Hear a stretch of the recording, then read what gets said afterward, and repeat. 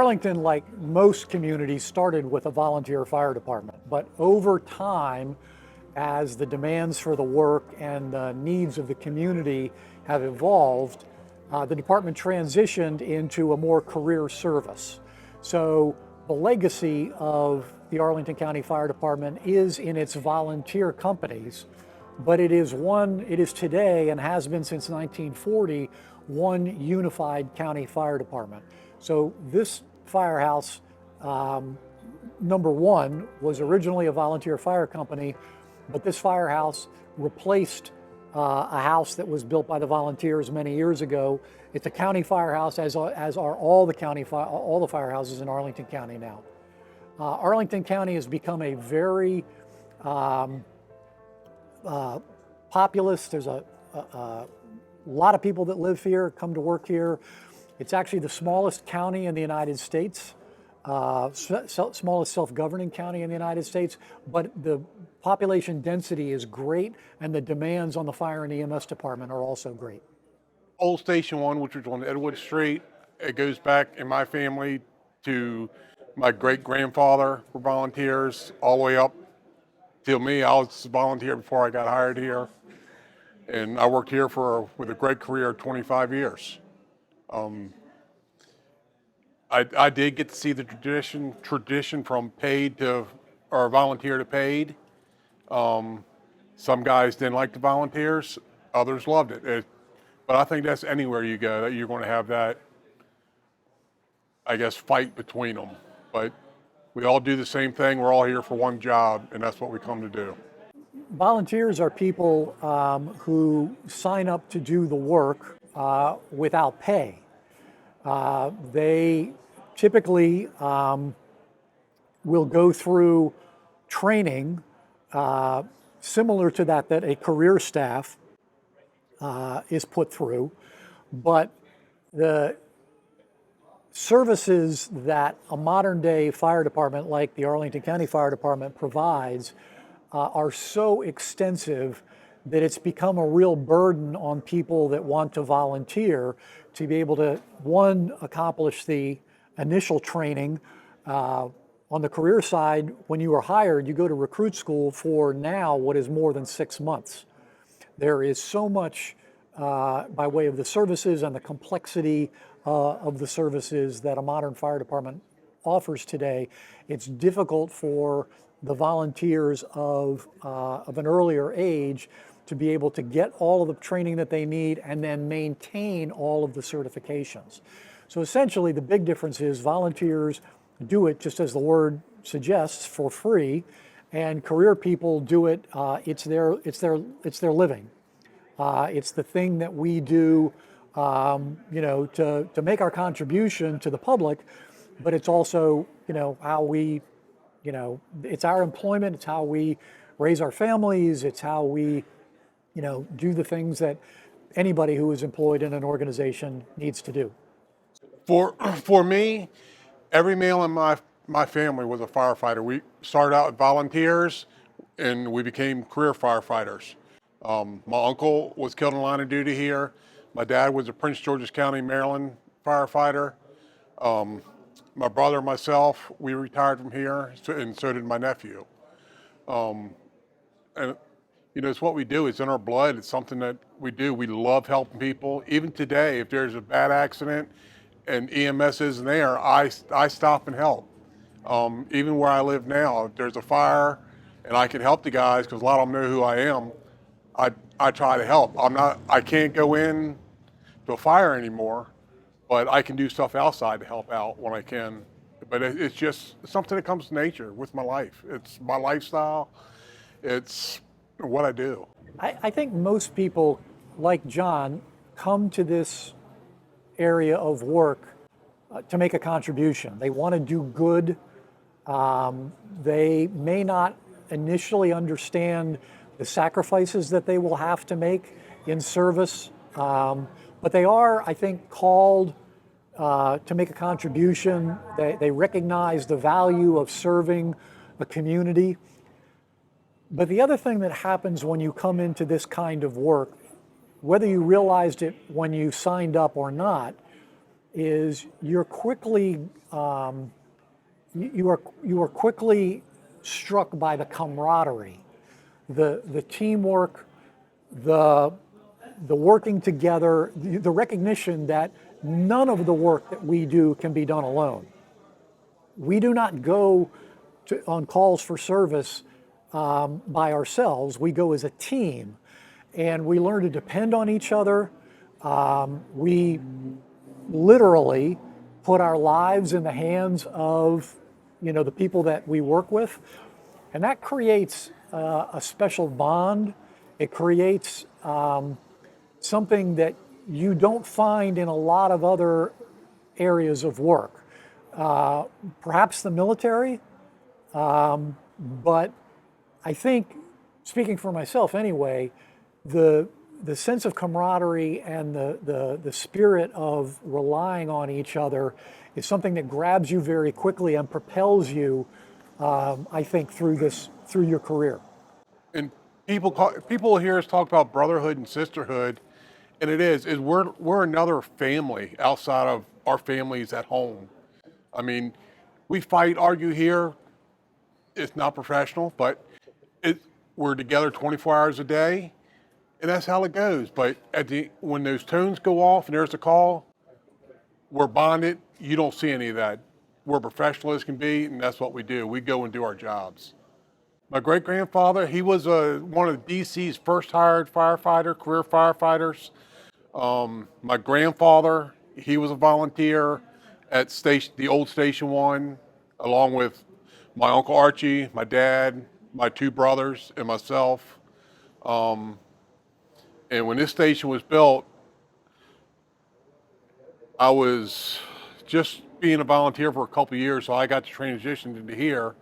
But it's awesome. It's something I'm very proud of is, that's what my family did. I mean, my great-grandfather, he had horses. He didn't have the equipment we did today. And I've got to see, in this county, I got to see the equipment that we have now. It's outstanding from what it was when we first came on. We had old equipment that sometimes we didn't even know if it was going to start or we could rely on. The equipment we have now today, we don't have to worry about it. And it's all, you take pride in your equipment. I was a driver when I left, and I made sure that thing was ready to go every day. You have to check your equipment, and if not, it could be someone's lives that you're dealing with. And people don't understand that. Tell us again a little about your great-grandfather, and if you don't know much, but he had horses. Give us a little bit of that. Yeah, I don't even know what station he was at in DC back then. But from what my father and relatives have told me, like I said, he was one of the first ones there. And back then, you had horses that pulled the steam engines to the calls, which is something you don't see nowadays unless you're very lucky to go to an antique fire display and see them. There's been a lot of advances made in modern day fire and EMS apparatus. When I came on the job, we still had units that you rode the back step. You were on what was called a tailboard, and you hung on to a bar as the fire truck, went on its business when it went on a call. That was outlawed several decades ago. Now, all the firefighters ride in a cab. They're seatbelted in. The lighting systems, the systems that identify emergency vehicles have all advanced, have all improved. One of the most hazardous places for a firefighter or EMS worker today is on a highway, responding to an accident with injuries, an auto accident. High-speed highways are treacherous without having the disruption of an auto accident. That's one more distraction to a lot of drivers that are already overly distracted. So lighting systems and identification to, speak or to identify loudly that we are there and that we need a safe space to be able to do our work are things that we didn't have when I came on the job in the late 1970s. So lots of advances in safety, a lot of emphasis on protecting responders, and the apparatus and the tools that we use, are big contributing factors to that. I mean, back in the day, we had open cabs, Right. and fire trucks we used to have what we called the dog houses where the engine sits, and we had to sit in these little spaces with the engine roaring next to you. That's why I got hearing aids today from from that. But it's another part of the job. You're going to get hurt. You're going to lose your hearing or something. But it's been well worth it, because I'd go do it again if I could. I never took the job for the money. I knew I wasn't going to become a millionaire being a fireman. I was here to serve the public and enjoy what I enjoy doing, fighting fires and assisting people on medical calls. With the newer people coming in today, I think they need to research a little bit, because the stuff that we see, it never erases from your memory. The horrible things that I've seen through my career, there's times where something happens and it just sparks a call I was on. I remember a little child that got hit by a car. Every once in a while, if I see a child run out in the street, I can picture everything that happened that day. And some people can't deal with that. To me, it's a mental thing that you've got to be prepared for and know you're going to see stuff that's going to bother you. And that's really what I think is they need to understand what they're going to see every day. There's a lot of people that come in, they don't realize they could see a burned up body, someone bleeding real bad, gunshot wounds.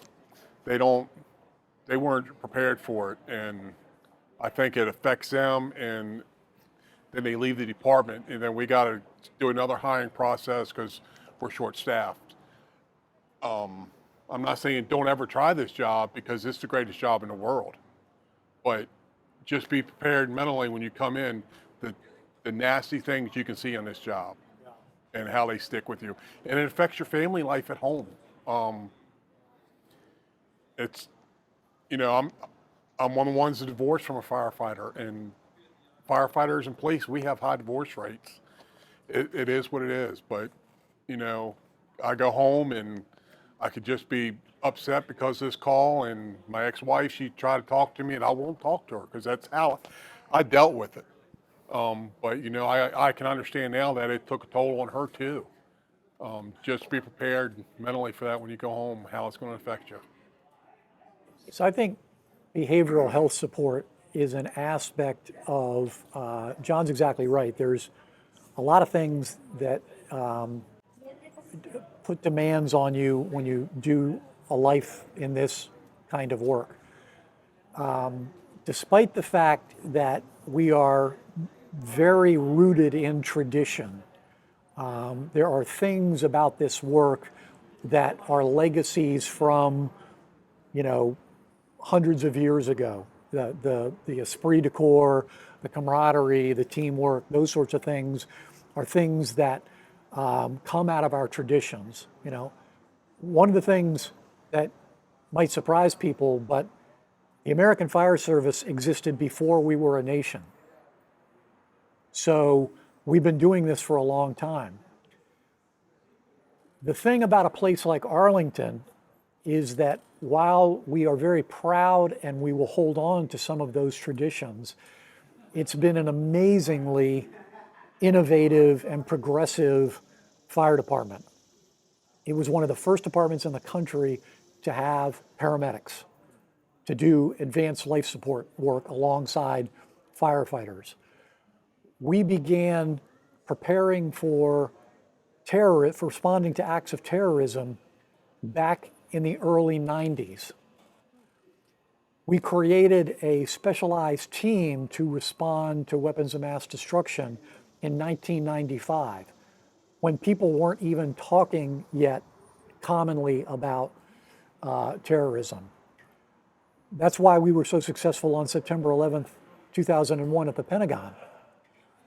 This department created what is a national and international standard for responding to acts of violence, active shooter events, to get faster medical care to victims of those kinds of horrible events.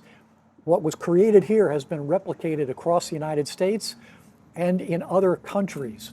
The United Kingdom has, by way of national policy, the practice that was established right here in Arlington.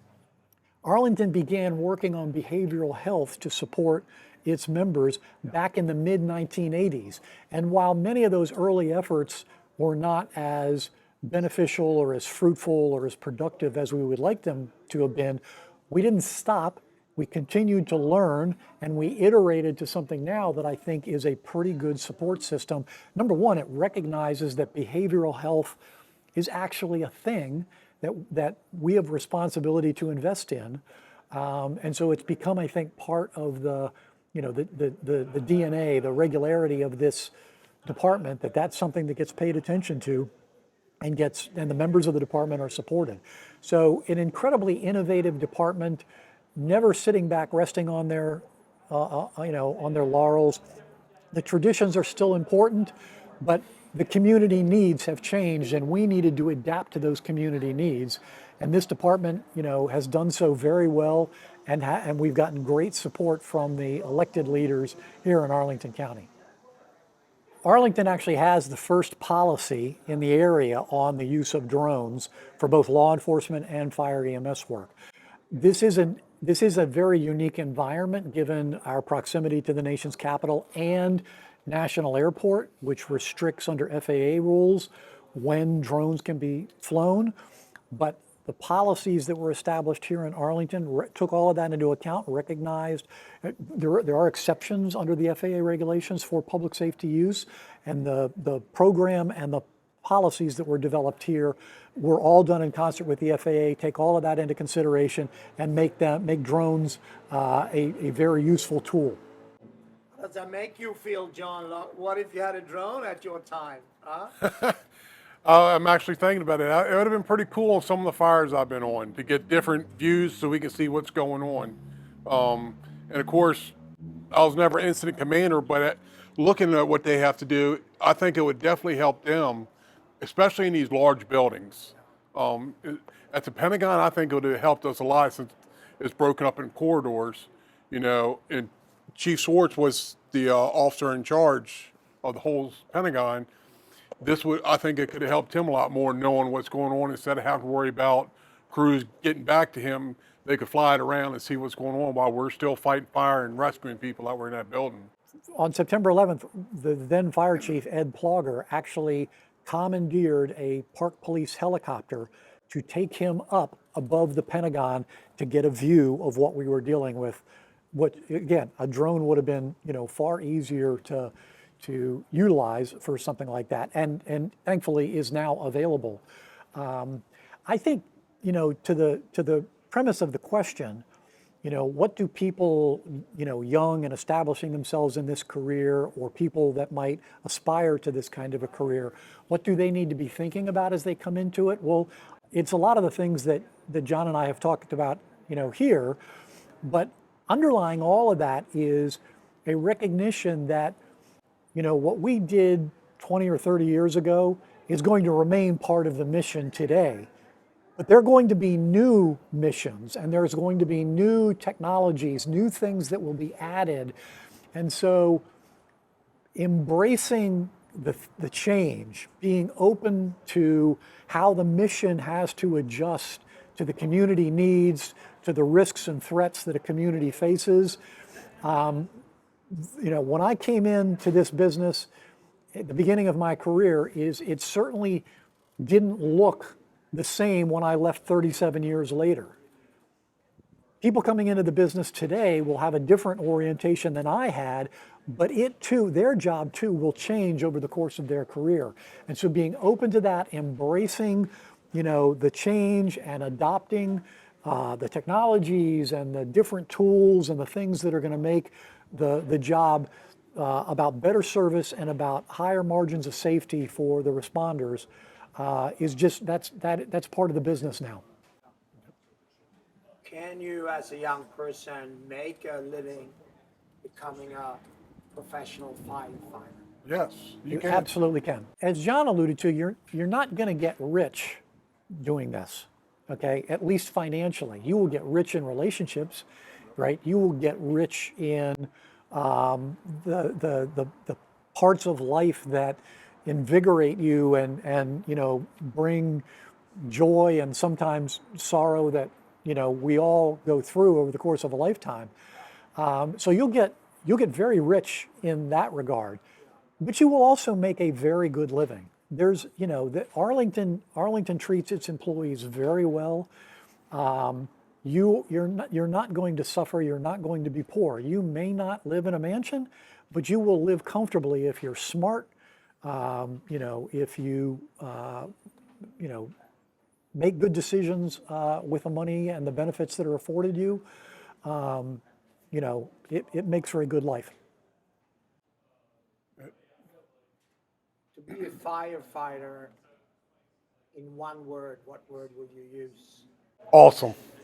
It was the best 27 years of my life. I love coming to work. The camaraderie, I worked with a bunch of guys over the years, different stations. We always had fun. We come in, someone might be in a bad mood. By the time we eat breakfast and get our chores done that we call housework, we're trying to pick this guy up, see if he needs help, if he wants to talk about it, or we're just busting his chops and make him laugh and get rolling with the day, get focused on what we got to do all the rest of the day. It's a great way to spend a life. Well, if I had to do one word, it's commitment. It's commitment, because you're going to be asked to do things that the average person is not asked to do.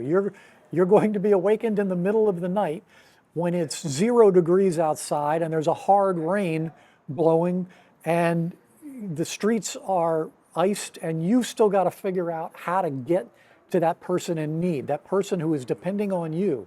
So there is so much that comes out of this kind of work. But if you're not committed to it, if you haven't realized that you are going to have to set aside your own desires, your own comforts, right, in service to other people, if that's not what you're willing to do, then this is not going to be the place for you.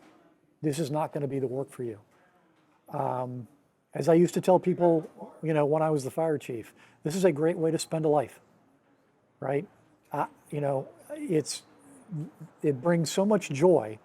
And even in the bad times, even in like today with a memorial service, as we're remembering people that we lost and hearing the stories of some people that many of us didn't even know because they preceded us, by such a length of time, you're still connected to those people. You're still connected in a way that brings meaning and value to this life.